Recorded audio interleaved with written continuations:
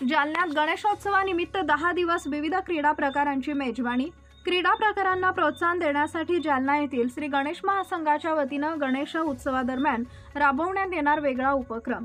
कुस्ती स्पर्धा, कबड्डी स्पर्धा, सायकल स्पर्धा यांसह महिला मुलींसाठी रांगोळी स्पर्धेचंही आयोजन, महाविद्यालयीन विद्यार्थ्यांसाठी वक्तृत्व स्पर्धेचंही आयोजन। जालन्यात गणेशोत्सवानिमित्त 10 दिवस विविध क्रीडा प्रकारांची मेजवानी जालनेकरांना अनुभवायला मिळणार आहे। क्रीडा प्रकारांना प्रोत्साहन देण्यासाठी यंदा जालना येथील श्री गणेश महासंघाच्या वतीनं गणेशोत्सवादरम्यान सांस्कृतिक उपक्रम न राबवता क्रीडा स्पर्धेचं आयोजन करण्यात आलंय। यात कुस्ती स्पर्धा, कबड्डी स्पर्धा, सायकल स्पर्धा, बुद्धिबळ स्पर्धा तसेच महिला मुलींसाठी रांगोळी स्पर्धेचंही आयोजन श्री गणेश महासंघाच्या वतीनं करण्यात आलंय। महाविद्यालयीन विद्यार्थ्यांसाठी वक्तृत्व स्पर्धेचं आयोजन करण्यात आले असून 10 दिवस जालनेकरांना वेगवेगळे खेळ अनुभवायला आणि पाहायला मिळणार आहेत, अशी माहिती श्री गणेश महासंघाचे अध्यक्ष अशोक पांगारकर यांनी आज दिनांक 5 सप्टेंबर रोजी सायंकाळी 6 वाजेच्या दरम्यान आयोजित पत्रकार परिषदेत दिली आहे। दरम्यान जालनेकरांनी या क्रीडा प्रकाराच्या मेजवानीचा लाभ घ्यावा असं आवाहन देखील त्यांनी केलंय। यावर शिवराज जाधव देशपांडे, पारसनंद यादव, सुनील खैरे यांसह आदींची उपस्थिती होती। अरे आओ ना सर, आज तुम्ही प्रेस घेतलेली आहे सर, काय सांगणार गणेशोत्सवानिमित्त गणेश महासंघाचं नेमकं कशा प्रकारचं आयोजन आहे, आपले कार्यक्रम राबवले जाणार आहे? गणेश महासंघाच्या निमित्तानं जे आपण विविध कलागुणांना वाव मिळण्यासाठी महत्त्वाचं म्हणजे जालना शहरामध्ये जे आपले गणेश फेस्टिवलच्या माध्यमातून सांस्कृतिक भूक भागवण्यासाठी विविध कार्यक्रम तिथं आहेत। त्यामुळे आम्ही सोबत बसून निर्णय घेतला की आम्ही जो कार्यक्रम घेणार आहे ते एकत्र झाले नाही पाहिजे, गणेश फेस्टिवल आणि गणेश महासंघाचे। त्यामुळे गणेश महासंघानं जालना जिल्ह्यातील, जालना शहरातील विविध खेळ, विविध मैदानी खेळ जे आज पूर्ण अस्त पावत आहे। मोबाईलच्या जमान्यामध्ये मैदानी खेळाला कोणी इथं महत्त्व देत नाही, परंतु जे ग्रामीण भागातील म्हणजे आपले जे खेळाडू आहे, कबड्डीचे प्लेयर असतील, कुस्तीचे प्लेयर असतील, असे सायकल स्पर्धा असेल, विविध स्पर्धा, पण त्यांना ते प्रॅक्टिस जरूर करतात पण त्यांना स्टेज उपलब्ध होत नाही, कुठल्या प्रकारच्या स्पर्धा होत नाही।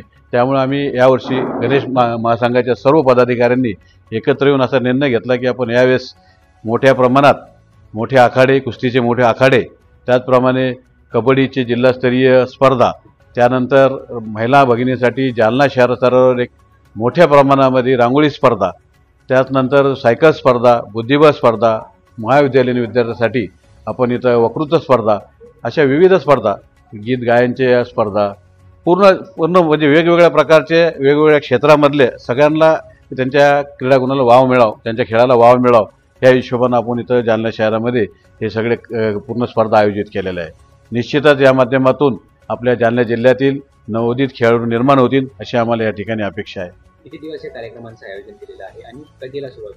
सुरुवातीला 7 तारखेला आपल्या इथं सर्व मान्यवर, जालना शहराचे आपले माजी केंद्रीय मंत्री रावसाहेब पाटील दानवे, तसेच आपले आमदार कैलास गोरंट्याल, खासदार डॉक्टर कल्याणरावजी काळे, तसेच आपले माजी आमदार अर्जुनरावजी खोतकर, आपले भास्कररावजी आंबेकर, भास्कररावजी दानवे, आपले अरविंद अण्णा चव्हाण आणि विविध समजा कोणी राहिलेली असतील तर आता सर्वांचे नाव आपण घेऊ शकतो, कोणी मान्यवर, सर्व जालना शहरातील विविध पक्षातील सर्व मान्यवर या ठिकाणी 7 तारखेला उपस्थित राहणार आहे आणि गणेश महासंघाच्या कार्यालयाचं तसंच गणेशाची स्थापनेचा कार्यक्रम इथं होणार आहे।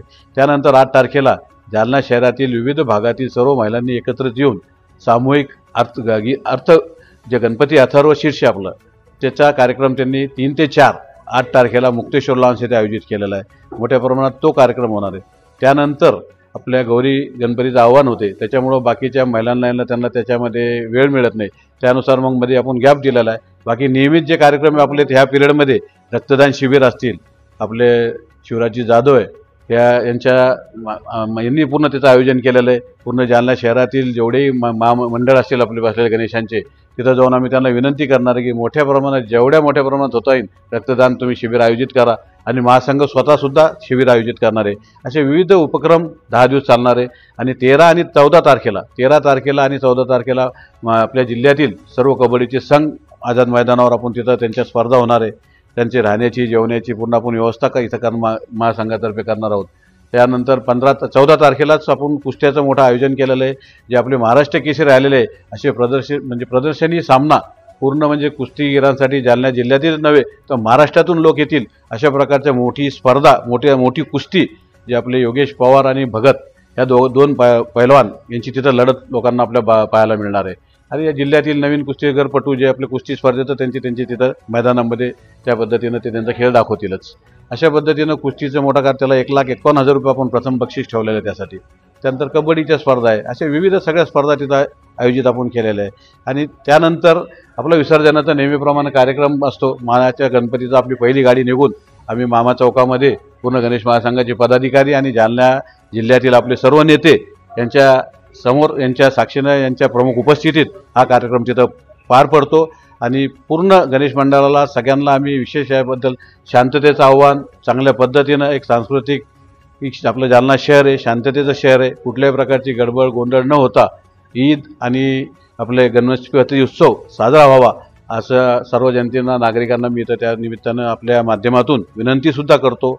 आणि एक 10 दिवस मोठ्या उत्साही वातावरणात चांगल्या पद्धतीनं निश्चितच गणपतीचा आपल्या गणेशजीचा कार्यक्रम पार पाडेल अशी मी इथं आपल्याला गणेशजीच्या आशीर्वादानं इथं आश्वासित करतो.